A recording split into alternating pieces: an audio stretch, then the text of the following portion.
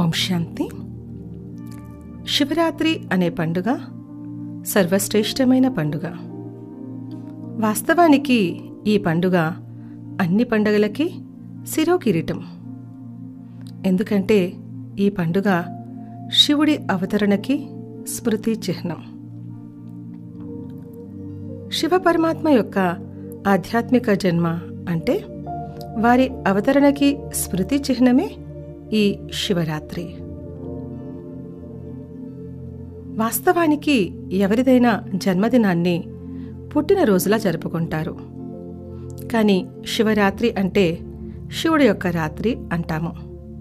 అంటే శివ పరమాత్మ రాత్రి సమయంలో ఈ ధరణిపై అవతరిస్తారు.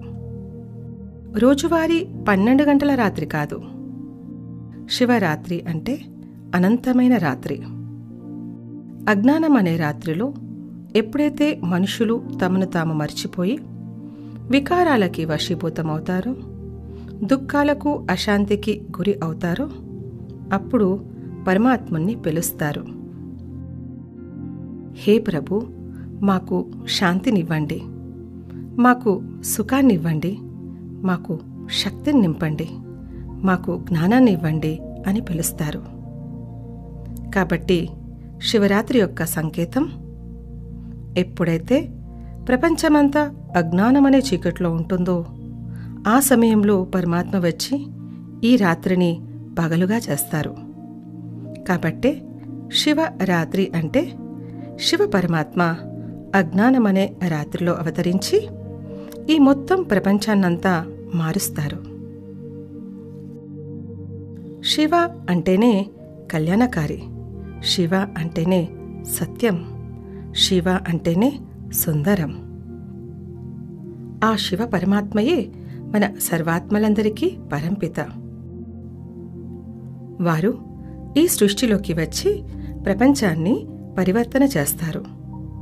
దీనికోసమే బ్రహ్మతనువును ఆధారంగా తీసుకుంటారు. ఎందుకంటే శివ పరమాత్మ నిరాకారుడు, వారు జ్యోతిర్బిందు స్వరూపుడు, కళ్యాణకారి. మరి ఏ విధంగా కళ్యాణం చేయగలరు?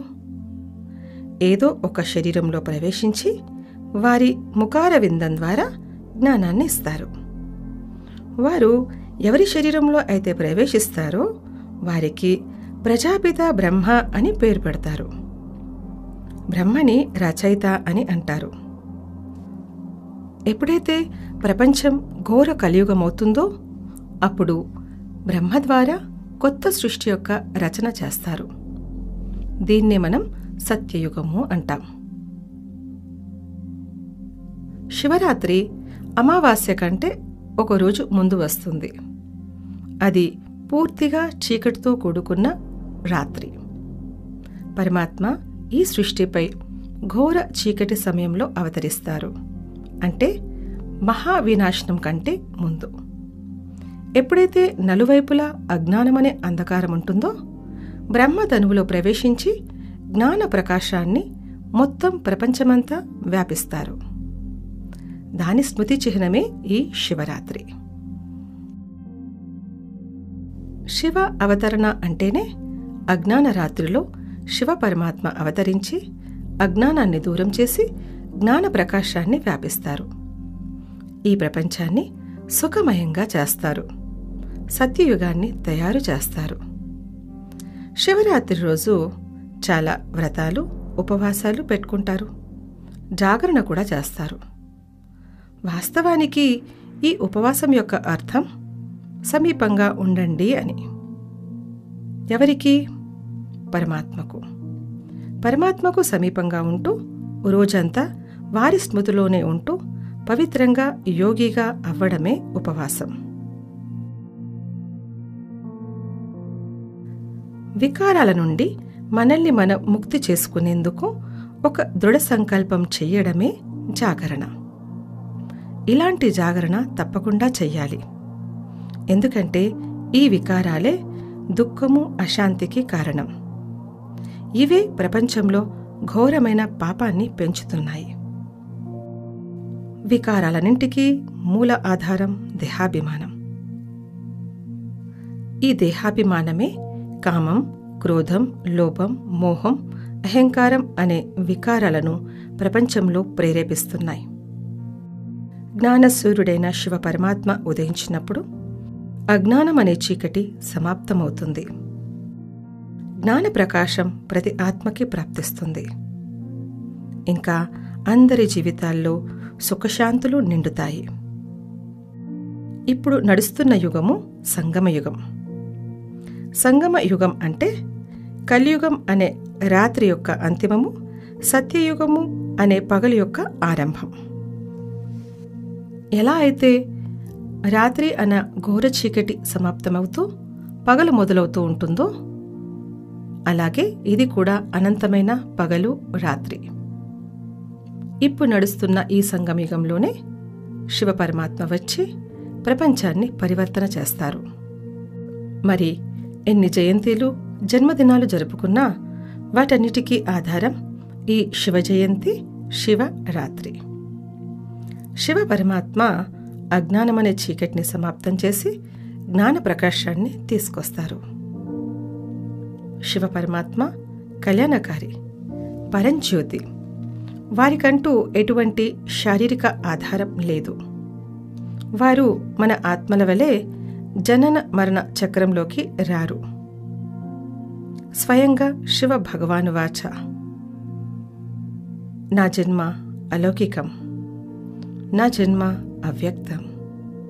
నేను పరకాయ ప్రవేశం చేసి ప్రకృతిని ఆధారంగా తీసుకొని వస్తాను. ఈ జ్ఞానమనే ప్రకాశాన్ని అందిస్తాను. అప్పుడు ఈ ప్రపంచం మళ్ళీ తిరిగి సత్వప్రధానంగా, సుఖమయంగా అవుతుంది. ఈ సృష్టి మళ్ళీ దేవీ దేవతా ప్రపంచంగా మారుతుంది. ఇదే శివరాత్రి యొక్క సంకేతం. ఇప్పుడు అజ్ఞాన చీకటి దూరమై జ్ఞానమనే ప్రకాశం ఈ ప్రపంచంలోకి వస్తుంది. కాబట్టి ఇప్పుడు మనమంతా సంతోషంతో శివరాత్రిని జరుపుకుందాం. ఒకవేళ జాగరణ చెయ్యాలి అనుకుంటే వికారాలతో జాగరణ చెయ్యాలి. ఏ వికారాలు కూడా జీవితంలోకి రాకూడదు. వ్రతం పెట్టుకోవాలనుకుంటే నేను నా ఈ జీవితాన్ని పవిత్రంగా, యోగిగా చేసుకుంటాననే ప్రతిజ్ఞ చెయ్యాలి. ఉపవాసం అంటే పరమాత్మ సాంగత్యంలో, సమీపంలో ఉండాలి. వారి స్మృతిలోనే ఉండాలి. అప్పుడే ఈ జీవితం పవిత్రంగా, యోగిగా అవుతుంది. మన జీవితం అప్పుడే సార్థకమవుతుంది. అప్పుడే పరమాత్మ శక్తితో అనేక జన్మలు సుఖశాంతులతో నిండుగా ఉంటాయి. ఇదే పరమాత్మ ఆత్మలైన మనందరికీ ఇచ్చేటువంటి సత్యమైన వరదానం.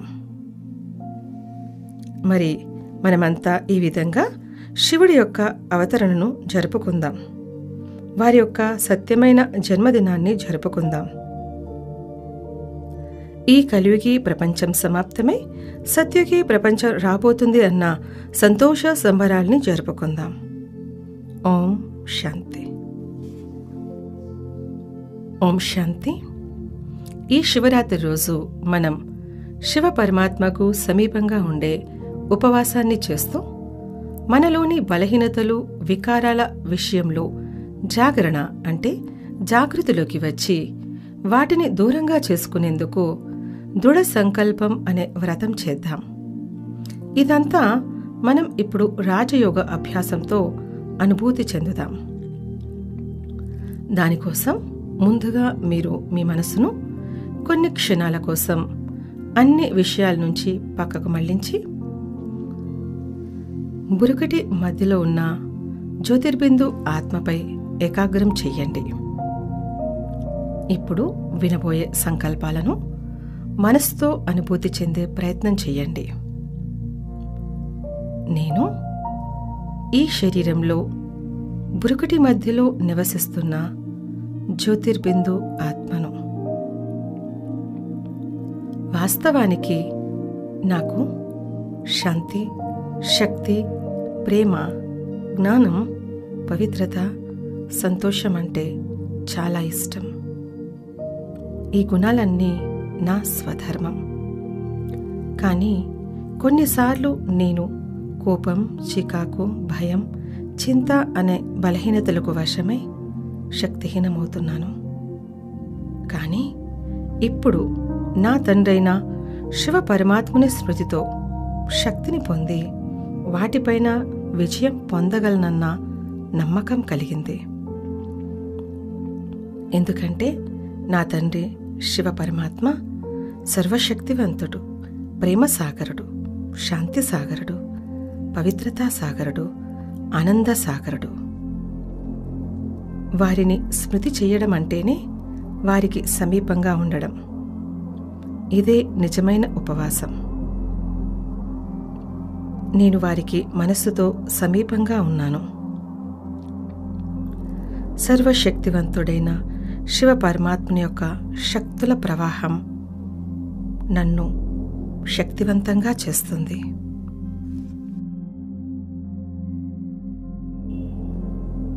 నా తండ్రైన సర్వశక్తివంతుని నుంచి వస్తున్న ఈ శక్తుల ప్రవాహం యొక్క ప్రభావం నాలో ఎంతైతే నిండుతూ ఉందో అంతంతగా నేను ఈ వికారాలు, బలహీనతల నుంచి ముక్తి అవుతున్నాను.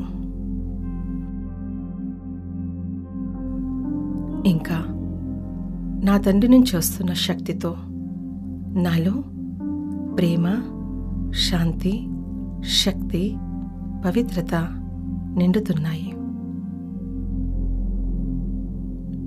ఇప్పుడు నేనొక పవిత్రమైన ఆత్మను, ఒక శాంతియుతమైన ఆత్మను అన్న అనుభూతిని పొందుతున్నాను. ఈ అనుభూతి పొందడమే జాగృతి.